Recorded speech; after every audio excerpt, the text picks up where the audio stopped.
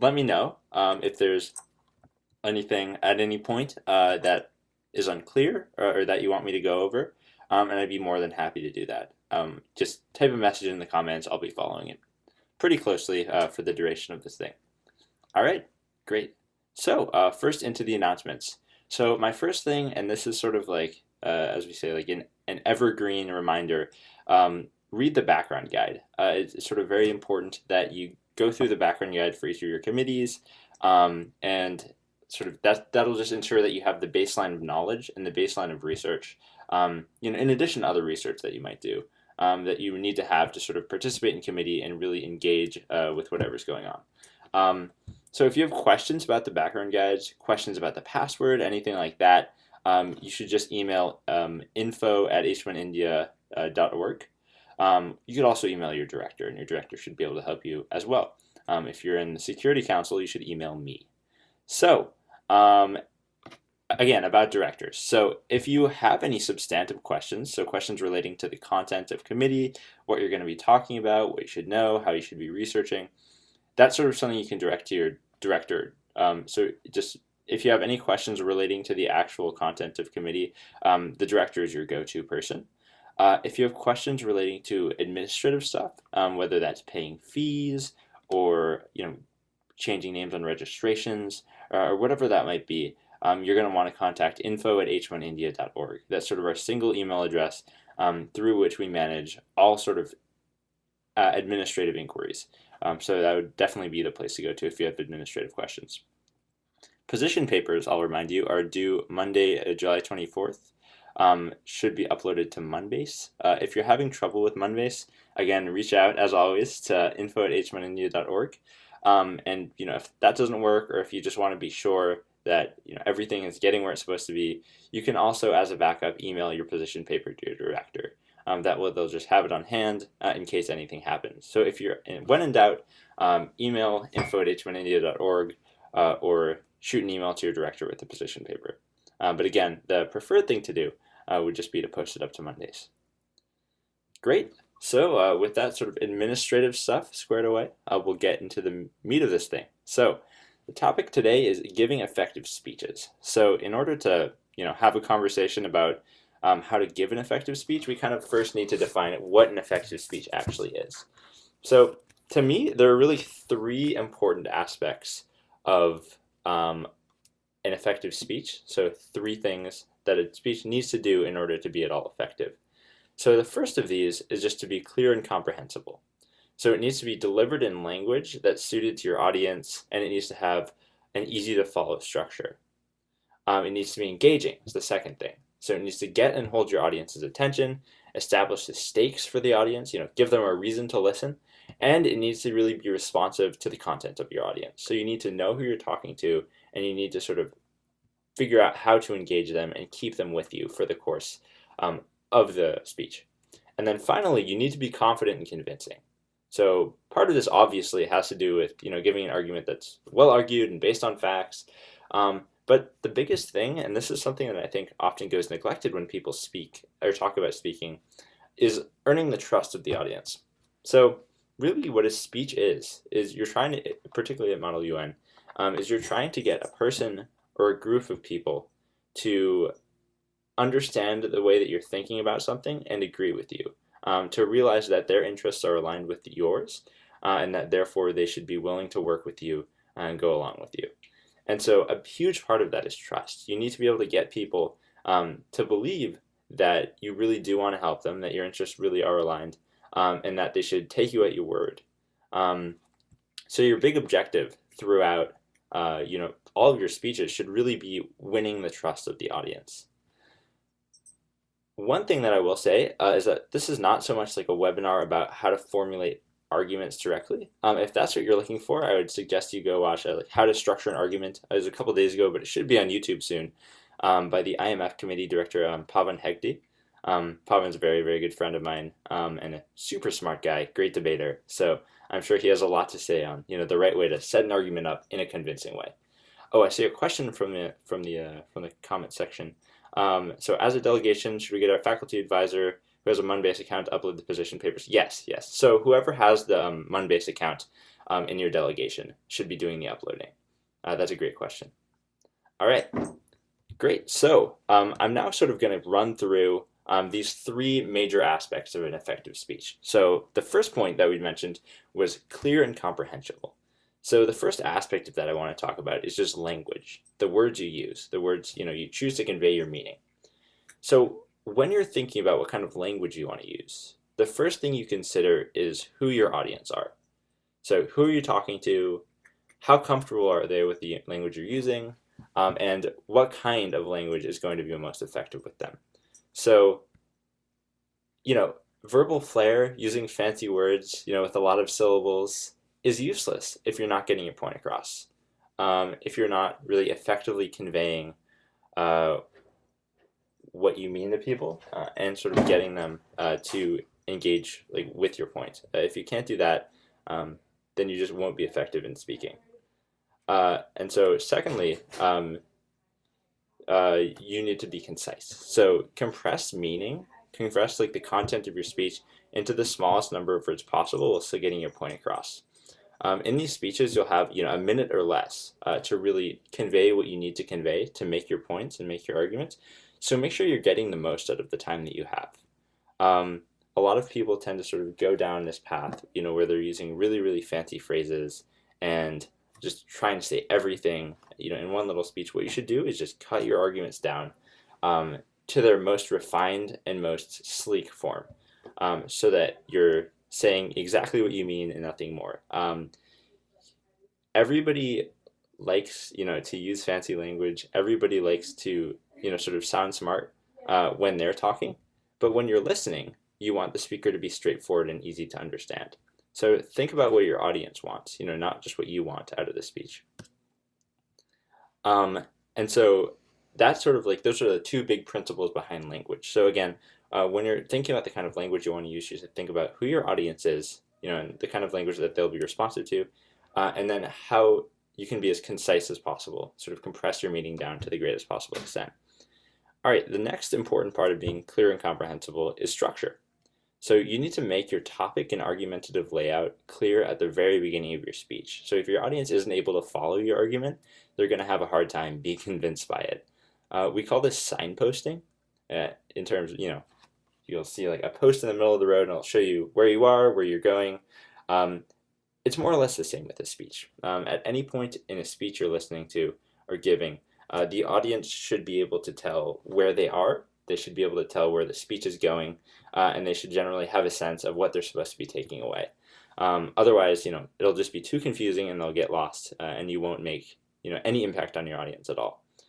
So too little signposting is a much bigger problem than too much signposting. A lot of people worry when they're thinking about speeches that, hey, if I start off my 1 minute speech with, 10 minutes sort of telling the audience what the structure of that speech is going to be, they'll just sort of get drowned in the structure of it. That's very rarely actually a problem. And in my opinion, it's always a better outcome, to say fewer things in a more coherent way than it is to say more things in a less coherent way. So yeah, it's really important, just the quality of the content that you are getting across. So another thing along the same lines, sticking to a single topic per speech and keeping a coherent structure is really key. So trying to accomplish too many things in a single speech can leave you without having accomplished anything at all. Particularly in bigger committees, there's often a problem where people will just try to compress what should probably be the content of 4 or 5 different speeches into a single speech. I just try to really kind of get everything across at once. And that's totally understandable because you don't have, an infinite number of opportunities to communicate to the committee, with the committee. But it's really important at the same time that you keep your speeches focused. Because if you're just sort of meandering all over the place, you're less likely to really leave a mark on your audience. So keep things refined, keep things focused, keep things on a single narrow topic for each speech, and you'll actually end up accomplishing much more than if you try to get a lot of things done at once. So the third important part of clear and comprehensible delivery of speeches is just the way you speak, your delivery itself. So speak slowly enough that your audience will be able to hear. Tempo is so important, and a lot of people, particularly in contexts like debate or Model UN, will, really rush through their speeches, as we were saying before, to try to compress as much meaning and as many arguments in as possible. It's better to get 100% of 150 words across than it is to get 90% of 250 words across, because if your audience is hearing everything you're saying and they're having time to digest it, they're more likely to be swayed by your argumentation. As part of that, sort of going along the same lines, you can use tonal emphasis and gestures to drive home important aspects of your argument. So you can use fluctuations in your voice, different intonations to capture the audience's attention, to direct their focus to things of particular importance. You can convey meaning through many channels other than like the direct, denotation of your speech. A speech is kind of like a full body experience if you think about it. You're not just sort of in isolation, speaking through a telephone or something. You're literally standing in front of a group of people and using all of the tools at your disposal to communicate a meaning and to sway them as best you can. So definitely don't be afraid to use gestures, so long as they're not very impolite gestures. Feel free to use vocal intonations, anything you can to sort of capture the spirit of the speech that you want. So, and then finally, this is probably, in my opinion, really like the most important point when it comes to delivery. Be respectful. There's nothing less convincing, nothing less likely to keep your audience with you than an angry speech that's like full of ad hominem attacks. So if you spend the whole time yelling at people, being nasty, you're really not going to make much of an impact. And people will probably actually just think you're a jerk and will be less likely to work with you in the future. So yeah, those are the big points in sort of being clear and comprehensible. So if you're careful with your language, if you make sure that your speech has a coherent structure that you stick to, and you don't try to do too many things in one speech, and then you deliver your speech in a way that's well-paced, but also, full of meaning, that's very, very engaging in that sense, you'll be able to convey the meaning you want to your audience. So the next part of giving an effective speech is being engaging the audience and keeping their attention. So again, the first step here, as always, is just to think about who your audience is. So who you're talking to and the point you're trying to get across. So let's take an example. So say you were a car salesperson. So who would your audience be? Probably prospective car shoppers. If your job is selling cars, the people you're talking to are people who might want to buy cars. So their interest, if you think about what they want out of their experience with you, they want to get a good deal on a high quality car. So they likely care about things like safety, comfort, performance.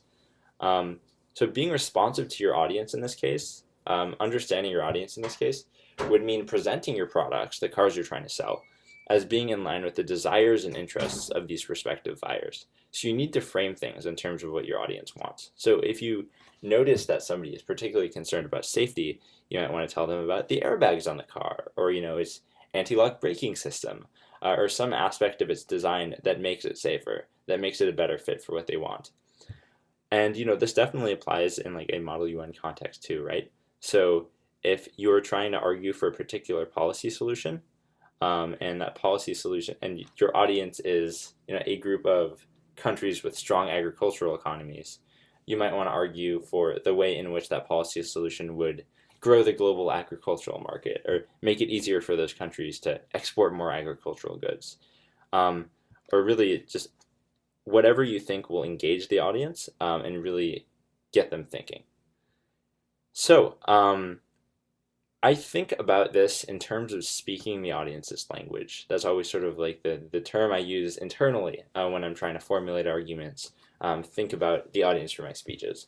So if you don't focus on what your audience wants and needs, you'll be entirely unable to communicate with them effectively. So you're giving a speech to other people, not to yourself. So while what you want to say is very important, what you think would be convincing to you is a good basis for making arguments to other people, you ultimately need to be responsive to what those people want and what those people need to be convinced.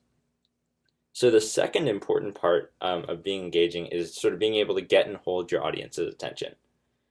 So there's just an aspect of performance to all of this. To some extent, it's really, really valuable to be able to be dramatic, be flashy, be assertive, but at the same time, you can't let it get out of the way of your message, get in the way of your message, or sort of get out of control. Like, there is a point to which really kind of, speaking loudly and using gestures and speaking with dramatic flair is very powerful in that it tends to keep the audience with you. But if you go way too far in that direction, people are probably just going to tune you out because you'll get a little bit annoying. I'm seeing some speeches here, so sorry, I'm seeing some questions here, so I'll just address those real quick. Should we summarize the subject of our speech in a sentence or two before we start? Yeah, that's generally a really good idea, actually. That's a great way to orient your audience to what's going on. Will I be talking about the structure of a speech? Yes, yeah, I'll definitely be going over that at the end. Oh, we can address that for sure. And so what's the duration of a speech? It really tends to differ speech to speech depending on the motion, but I would say the typical range is between 30 seconds and a minute. And then, so how do you cover the interests of the entire audience in your speech? So that is tough. You're going to want to appeal to as many people as possible, but at the same time, you will ultimately need to select the specific people in the audience that you want to appeal to, because you can't often please everybody at the same time. I'm actually going to hold off on answering more questions until the end here. I'm probably just going to try to push through the rest of the sort of lecture portion and then jump into questions for the rest of the time. But thank you for those questions. Great. So again, as I was saying, performance is really important, and it's a powerful tool to get your audience's attention, but you don't want to overdo it. Speaking is all about moderation. So a monotonous and droning speech is definitely not going to capture an audience's attention. If you just stand up and like, "Hi, my name is John, and I'm here today to tell you about speech." Like, nobody's going to listen to that. But nonstop yelling is only going to cause annoyance. That's going to shut people down in another way. So you should think about the dramatic elements of speech presentation, things like emphasis, loudness, use of metaphors, use of verbal devices, as tools in a toolkit. Use them sparingly, use them only when you need them, and they'll serve you very well. But overuse them or abuse them, and they'll definitely lose their power really quickly. So the single biggest thing in sort of keeping your audience's attention is just establishing stakes. So you need to convince them why they should listen, why they should care about what you're saying. You need to sell your audience on your speech, as I was saying before, in its opening seconds to ensure that they engage with what you're saying. And that's another place where keeping a single topic and staying focused is really important. So you should just have a few main points that you really engage with, that you really drill into. Those should be evident to the listener at the very beginning of the speech. Just give a little overview. So that they know that they should be listening because the speech is relevant to them. Because often in like a really sort of fast-paced, high information environment like a committee room, it's not possible to listen to everything. It's just not possible. And so you need to give people the opportunity to decide that your speech is valuable, that it's important, and that it's something that they should be spending their precious attention on. All right. And so again, you should feel free to directly address other people in the room, but don't just parrot what they say. Something that we see a lot and that we often find a little bit interesting, a little bit annoying as directors is, sort of when somebody makes a great speech or somebody makes a good point, and then the next 4 or 5 speeches are just people raising their placards up and saying, oh yeah, like I agree with that, or like I would like to echo what blankety blank person said. That's not really adding anything to the discussion. What adds something to the discussion is, making your own point, is chiming in and giving your perspective, your country's perspective on the issue. So make sure that your speech is always adding something. Otherwise, you're just going to lose people really, really quick. But yeah, again, feel free to address specific people or bring in specific arguments that other people have made. Just make sure that you're ultimately doing your own thing. Great.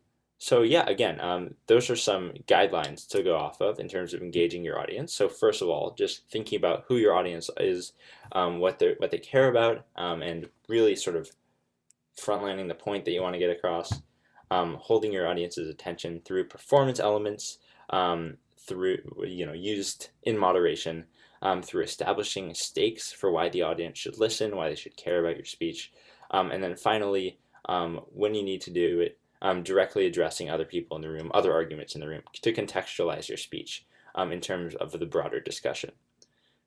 So the third and final big pillar of speaking effectively is just being convincing and confident. So argumentative structure is critical here.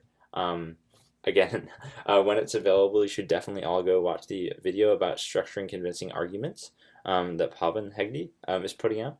That will give you a really, really great background on how to really put an argument together just in sort of analytical terms.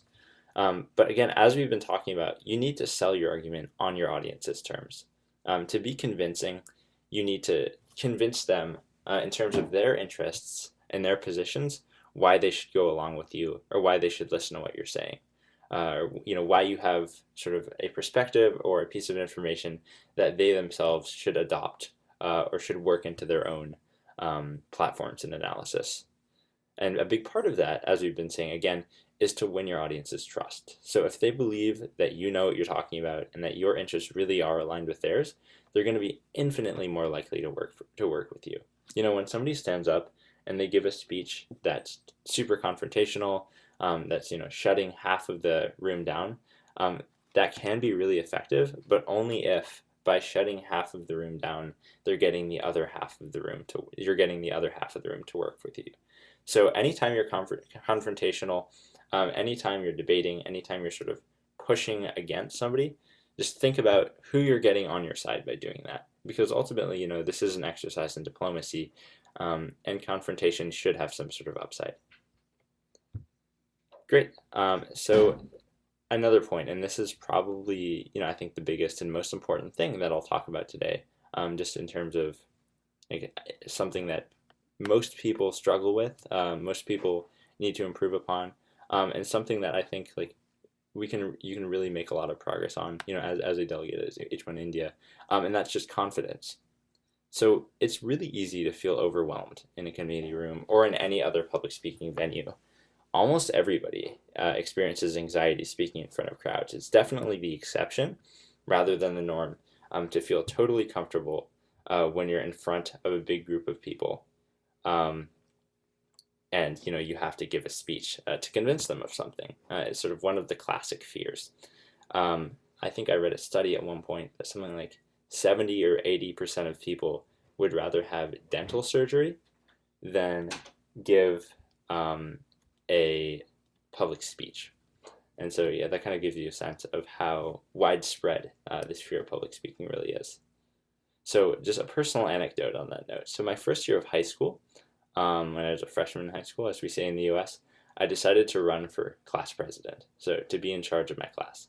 So as part of that, I had to give a speech in front of 500 people while standing in front of a giant auditorium, literally just in the middle of my high school gym. And everybody I knew was just, sitting in these bleachers staring down at me. And so I was up there with my little sheet of paper. I was reading off. I was, probably not projecting my voice very well. And I was so nervous that I accidentally used an expletive. I accidentally used a curse word after stumbling on part of my speech. And this is in front of my entire high school, all of my teachers, basically everybody I knew. And so there's just this pause, this moment of silence, when everybody was just kind of taking in what I said. And then, everyone kind of burst out laughing.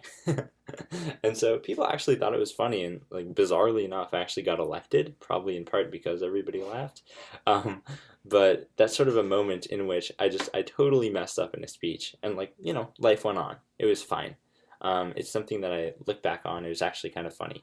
So the stakes of giving speeches like that are generally not, as high or as dire as they might seem. So the single biggest thing you can do for yourself is just to sort of calm down, relax, and just go with the flow of things.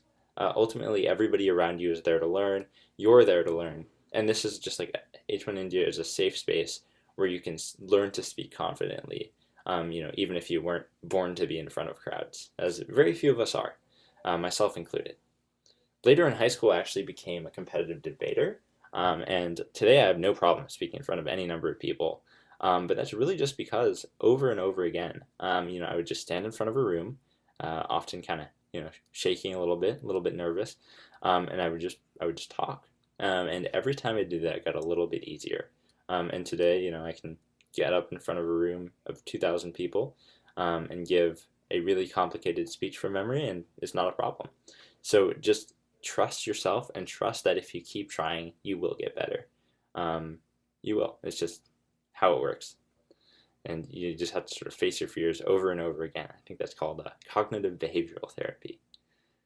So one really interesting little trick, little hack, to help you get over a fear of public speaking that almost everybody does, but very, very few people sort of know about or recognize or respond to, is just posture.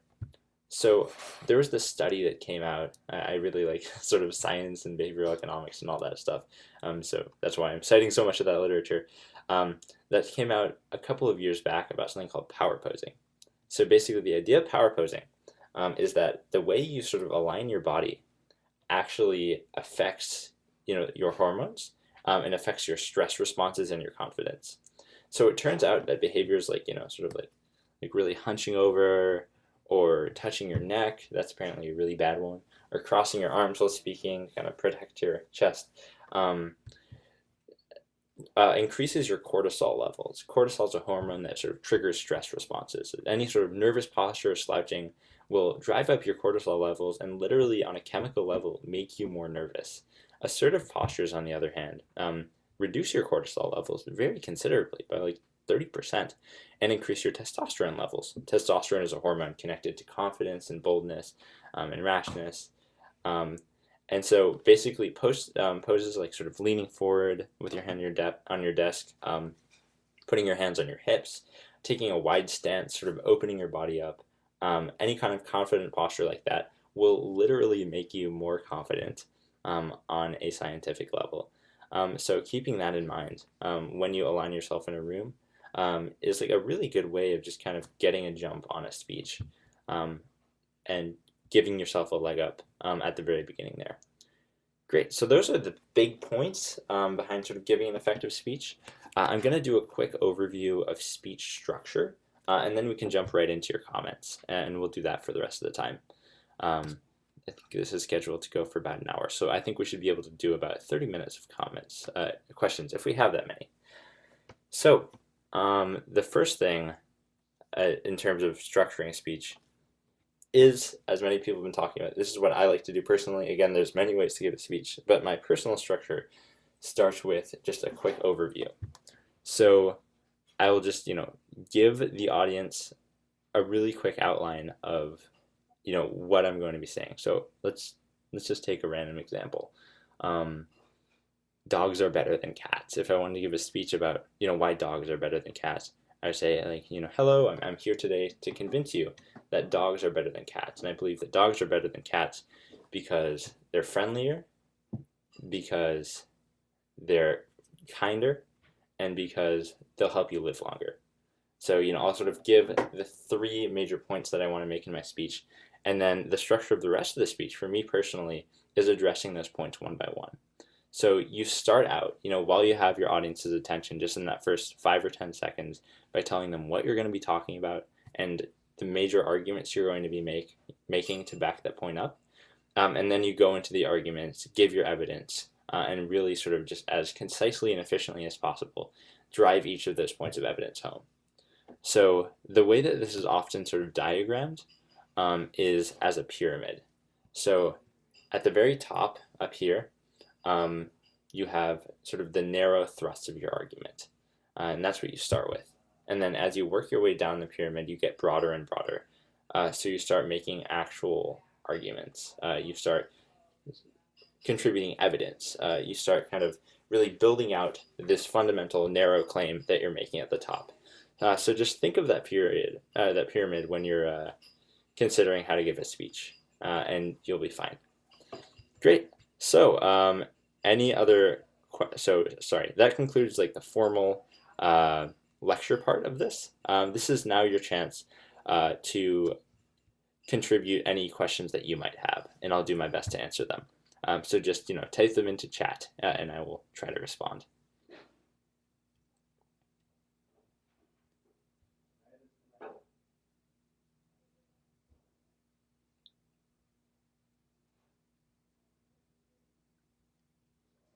See, somebody asked, where are you from? I'm from Massachusetts in the United States. So that's the East Coast of the United States. Does anybody have questions about speech? Oh, here we go. Cool. So Avi asks, how should we rebut other delegate speeches in our speeches without coming off as rude? So that's actually a very, very good question. So there are going to be a lot of times when you want to respond to and reject something that somebody else is saying, but you obviously don't want to do it in a way that alienates them or just makes you look like a jerk, makes people less likely to work with you. So I would say the single biggest thing in that instance, you should address their arguments rather than them. So there's something called an ad hominem attack, which is where you attack your opponent, like, oh, like this person is being mean, or this person is being unreasonable, or this person's point is stupid. You shouldn't say things like that. What you should be saying instead is, like this person's argument or this person's premise is flawed in this way. You should definitely be addressing their arguments rather than them directly as an individual. And so you should really just kind of do your best to keep everything in the space of the argument rather than sort of veering off and attacking the people giving the arguments. And as long as you do that, you shouldn't come off as too rude. And also just treating other people's arguments like they have value and they're worth being considered, even if you don't feel like they are. Next speech from Adityavir. Is it okay to only cover the main points during your speech in case the full speech is long? Absolutely. In fact, that's definitely what you should be doing. If you only have a minute or if you only have 45 seconds or 30 seconds to give a speech, you will probably only be able to get to the main points. So it's, not only acceptable to cut things down to the main points, it's often totally necessary. And if you try to give, a full speech, that might be like a page or more written out, you might not just be able to get your point across at all. Let's see. What will be the point of a moderated caucus? That will really depend on the situation. Moderated caucuses are proposed by individuals in the committee, and they'll generally be centered around some topic that the committee is currently discussing. So that will really vary. When will webinars be available on the site or on YouTube? So they're going to be streamed according to the schedule on the site. And then they should be available on YouTube, I think, in the next few days. I'm going to be telling the Secretariat that people were concerned about those being posted, and hopefully they'll be able to get something out to you or update the preparation page with more information as to when those videos will be available. Let's see.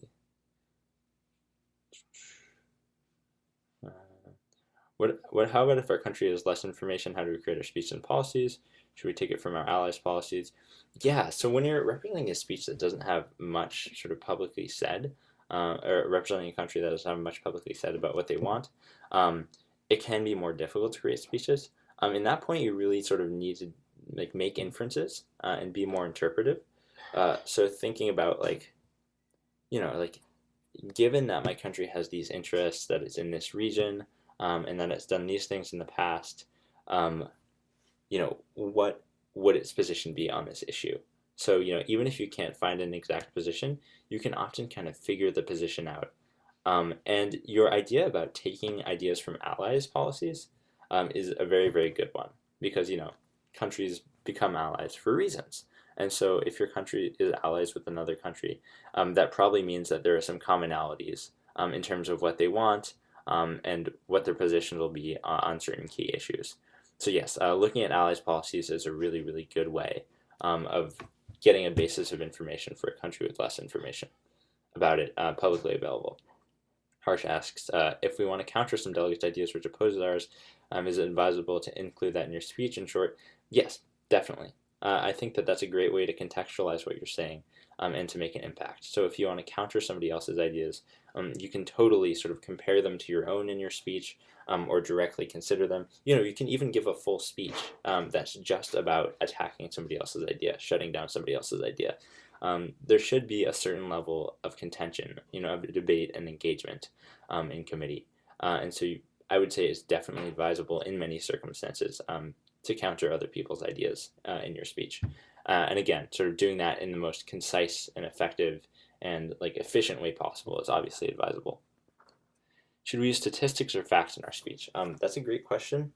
This is really a balance. So it's totally fine to give a speech that doesn't have statistics. You'll probably want facts in most of your speeches, but you really don't want to overdo it. I'd say that's the single biggest thing. So you shouldn't stand up and give a speech that's just a bunch of facts, a bunch of statistics, because there'll be no real meaning to it. You won't be making an impact. You'll just be spewing out a bunch of numbers that people are going to forget instantly. So only use statistics, only cite evidence when it's going to be immediately impactful for your argument, when it's going to push you forward and make it easier for you to sway the audience to your perspective. Because I've definitely seen people just stand up and rattle off a bunch of statistics, and that's just not useful for anyone. What are reputed sources that will be accepted for statistics or proof?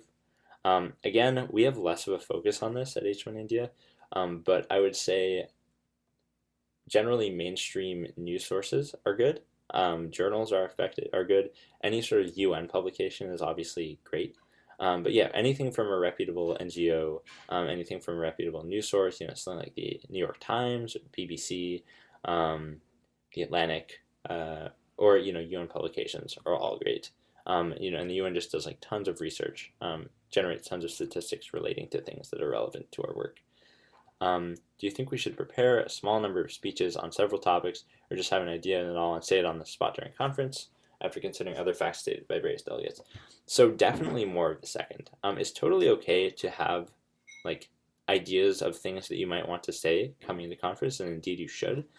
So you might have some ideas for speeches prepared, but for your speech to be effective and to really work in context, you should come up with it on the spot, and it should reflect other facts and other information stated by other delegations.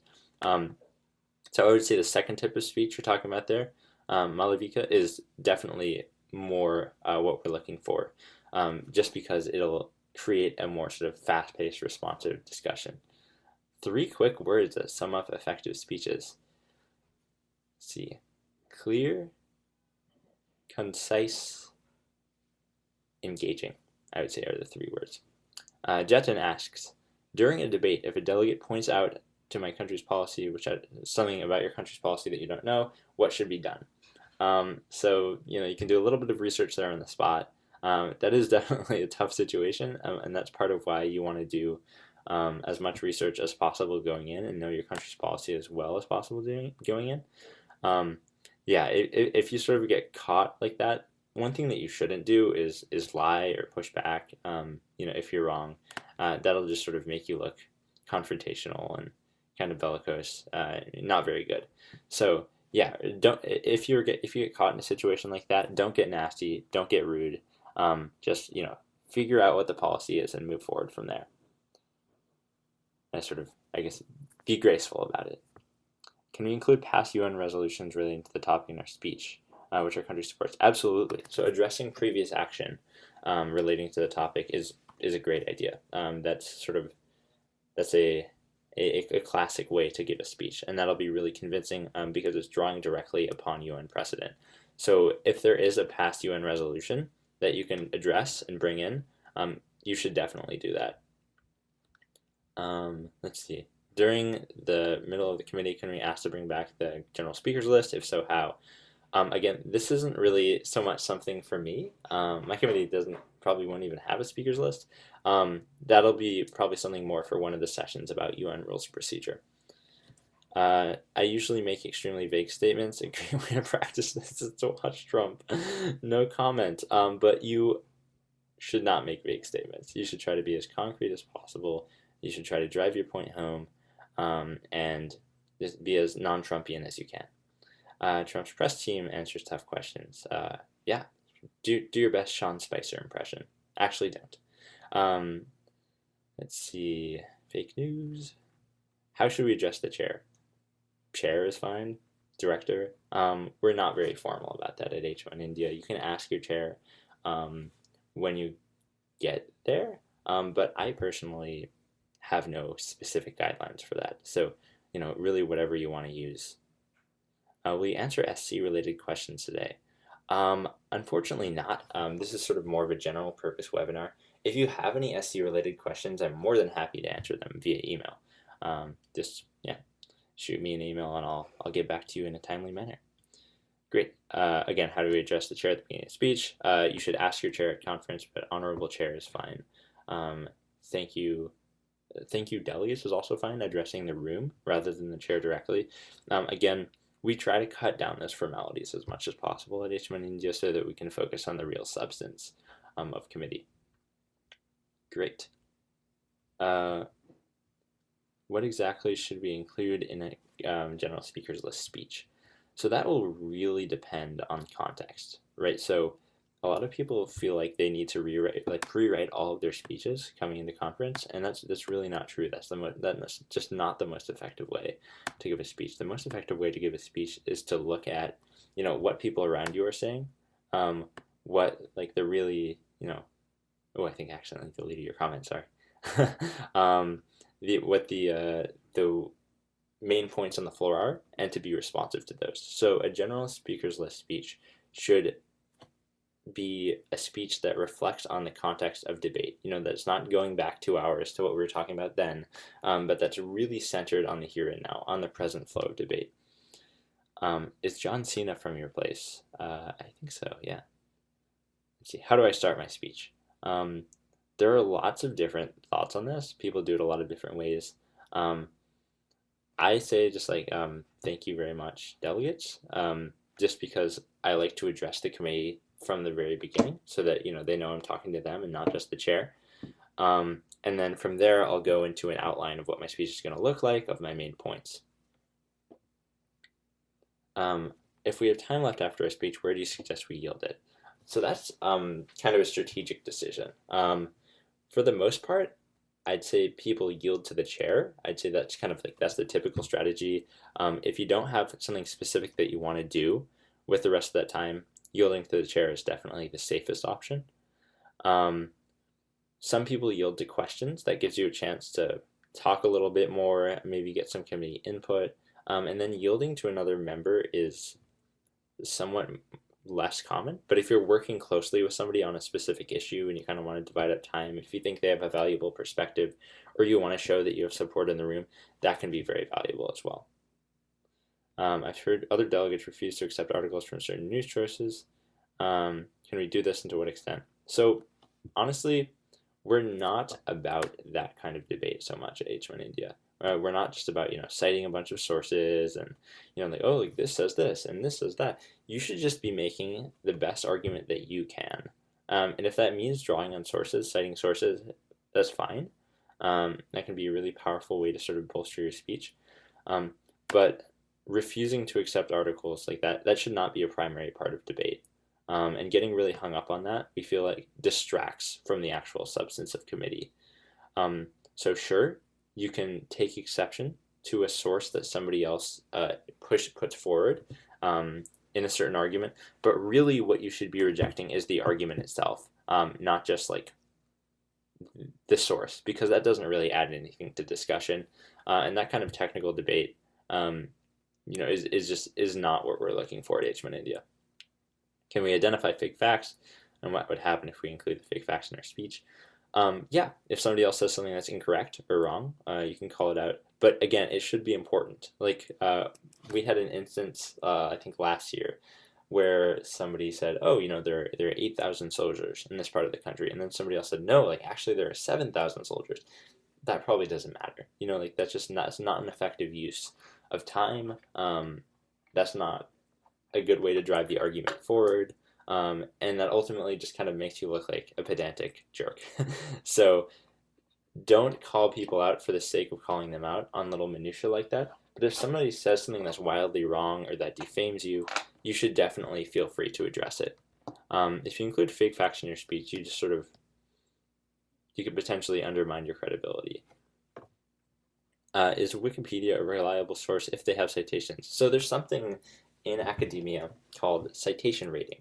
So basically, you go to the Wikipedia page, and then rather than citing the Wikipedia page, you look at the sources that the Wikipedia page is citing, and you visit those sources and cite those, because those generally are pretty reputable sources. So Wikipedia itself is generally not considered a reliable source, although it's typically actually pretty accurate, but it does contain these, big works cited sections that are really, really useful, in that, they give you kind of a bank of articles from which to draw.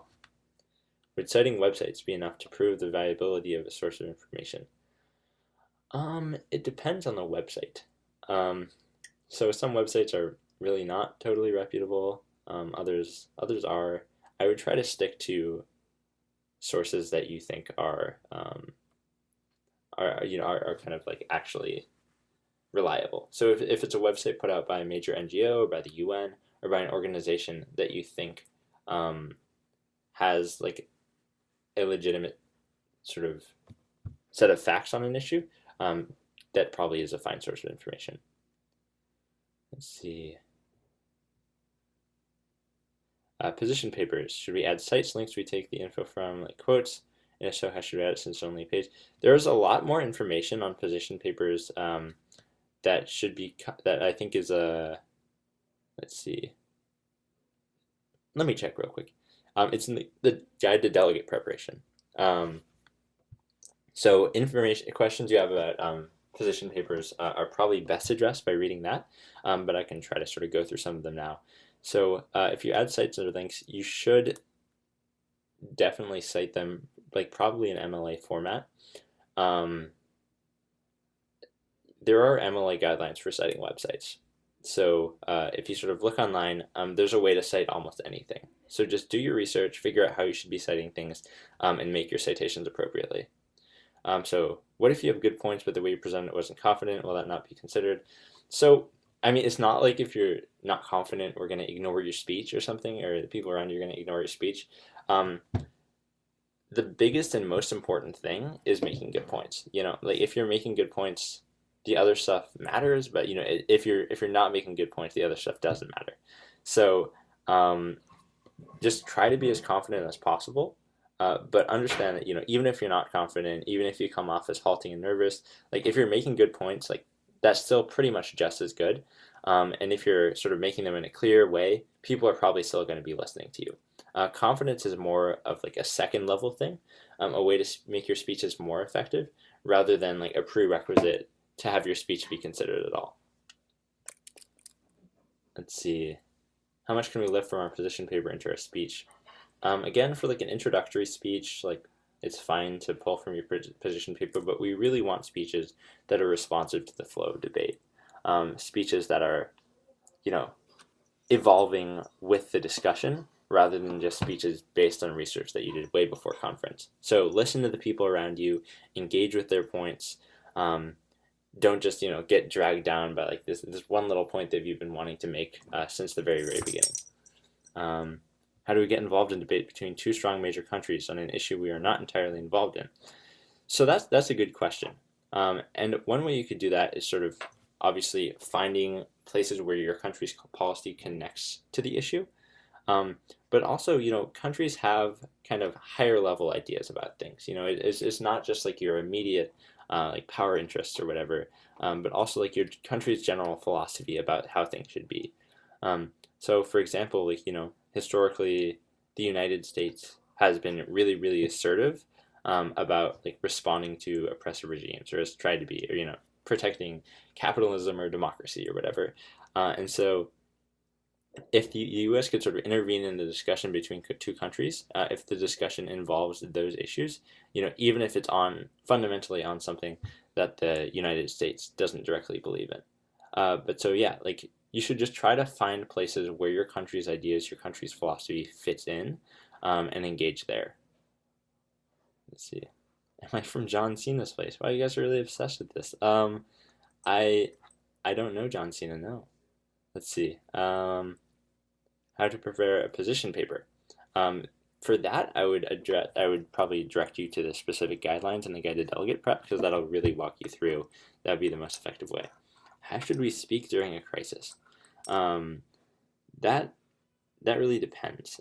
So again, this is somewhere where like being really responsive is important, because when there's a crisis break, you want to be talking about that, not just some random prepared speech that generally addresses the issue. So yeah, crisis is one place where like you'll really want to focus on the issue at hand, and think about what other delegates are saying and how your argument fits in with theirs. Yeah, so again, you'd be preparing your speech on the spot. Cool. What kind of points should be included during a crisis speech? That's really situational. It depends on like what people are talking about in the room, what the main sort of like thrust of the speech is. But generally, in a crisis speech, you're trying to move towards a specific solution. So when you're thinking about your audience and when you're thinking about how you want to frame your speech, you'd probably want to make it clear that you're proposing a solution, or that you're starting a discussion that you think could wind up with a solution. Does Harvard have a culture of bringing up immediate crisis in committee and making delegates discuss that, or mainly on the agenda topic? That's really going to vary committee by committee. We do like crisis a lot, I think, relative particularly to a lot of conferences on the South Asian circuit. So definitely don't be surprised if there are immediate crises that pop up. But a lot of committees I know will give you a ton of time to just engage with the agenda topic directly. So that's sort of something that you'll figure out more on the spot. Can you speak your position paper on your opening GSL? You can. If you think that's going to contribute to discussion, you could probably do that. But again, the measure of everything should be how important, or how impactful you think what you're saying is. But yeah, that's a good way to kind of make it clear to people what your positions are. You might want to adapt it so as to fit the speech format, so you're not speaking too fast or trying to cram too much into the speech. But yeah, sort of making your position clear in your opening GSL speech is good. Let's see. Will there be press briefings where the press corps comes into the committee and asks questions to delegates? Yes, we generally do have that. I believe that there was actually a video about that a couple days ago. So hopefully that'll be on YouTube soon if you guys wanna look at that. When will this webinar end? We have about 10 minutes left. Let's see. Is it advisable to hold the info that we're about to speak or address? I'm not sure what that means. Could you clarify that, Malavika? Let's see. Are there points used to bring out certain glaring factual errors? No. We don't entertain points to address errors in most situations. You can send a note to the chair. And again, that's something you should talk to your chair about directly. But yeah, no, we generally don't stop committee to address factual errors like that, and that kind of goes back to our policy of really focusing on debate as a whole, and like making arguments from your country's position rather than like citing specific sources. We don't like to get slowed down by that sort of stuff.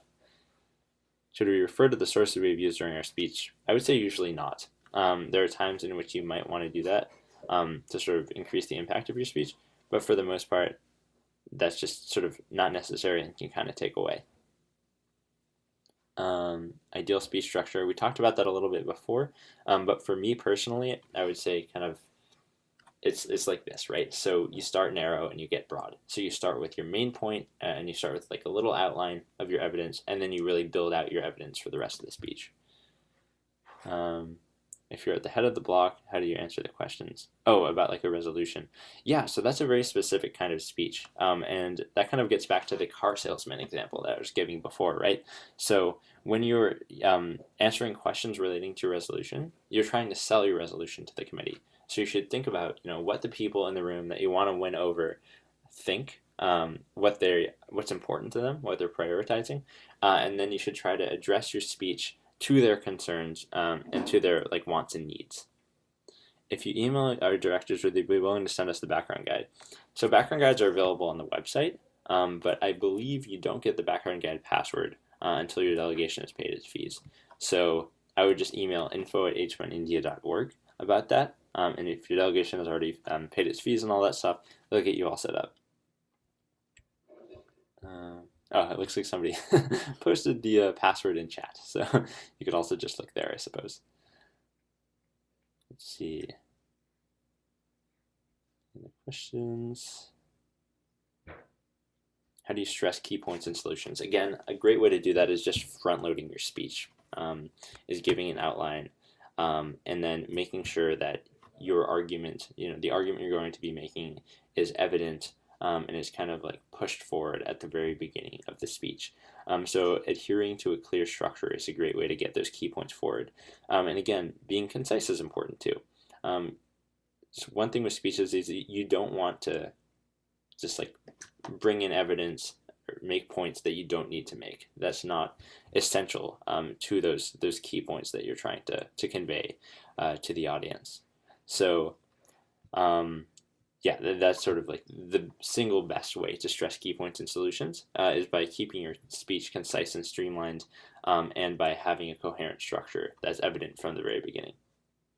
How do we connect the background guide information to our country? So background guides are intended to give you a general overview. Sometimes your country will be addressed directly in the background guide. Oftentimes that's not the case. Background guide is more an opportunity for you to get a general background on the issue. And then what you should do is sort of figure out what the key aspects of the issues are. And a great way to do that is to look at the questions a resolution must answer, and then connect that to your country. So think about like, hey, like what does my country think about this specific question or resolution must answer, or that one? So basically break the issue down to its key parts, the issue as sort of laid out in the background guide, and then think about how your country relates to those key parts. How can we stand out in a larger committee like GA? So that's one place where really sort of using like this confident performance aspect of speaking is really important. So if you're sharp, if you're funny often, a lot of the time, if you're like a little bit loud sometimes, you'll be able to stand out by really capturing people's attention and holding it for the entire time.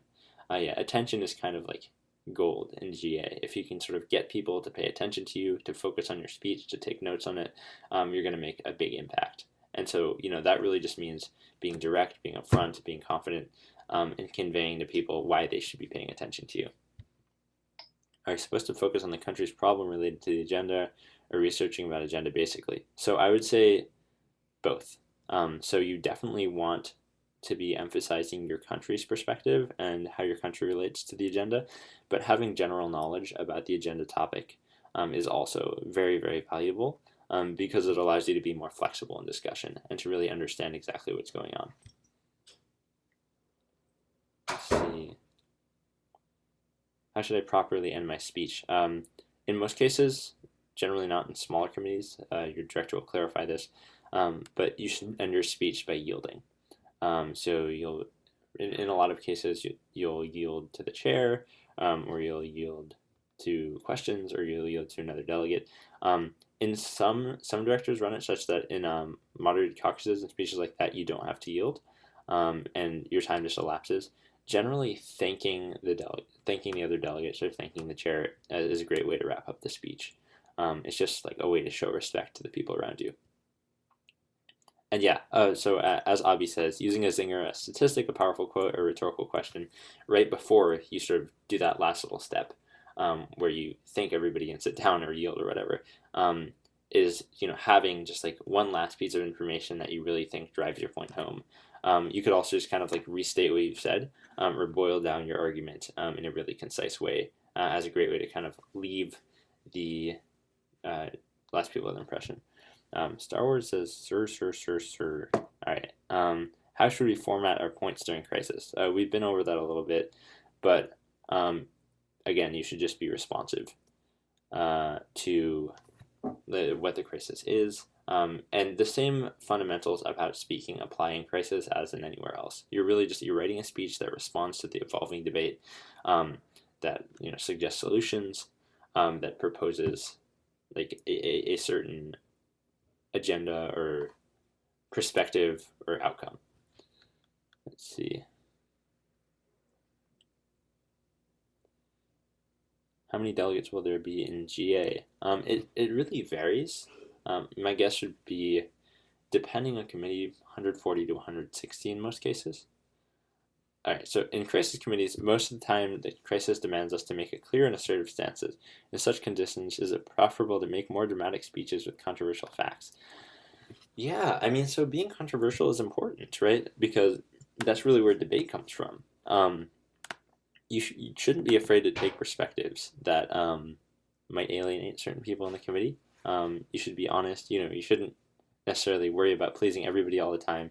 You should make the point that is most in line with your country's agenda and your country's platform. And so often that can mean sort of making dramatic speeches with sort of more controversial assertions. Yeah, and crisis is often more fast-paced and a little bit more dramatic than a General Assembly committee. All right, let's see. A brief explanation about how the conference will be. If you could expand on that a little bit, I'm not quite sure what you mean. All right, directives and communiques. There will be actually, I believe, another webinar on that. That's a little bit outside the scope of what I'm doing. Let's see. Unmods. Oh, that's another very good point. So unmods are another opportunity to give speeches.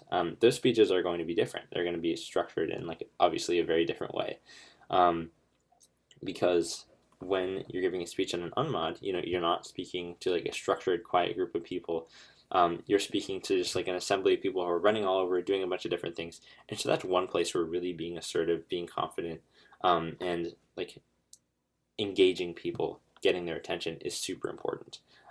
So I would say that success in speaking in unmod is kind of all about confidence, all about asserting yourself, and just sort of staying steady, even when the pressure is on a little bit.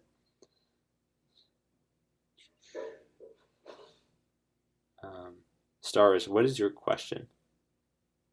Oh, you had the question about unmods. All right, yeah.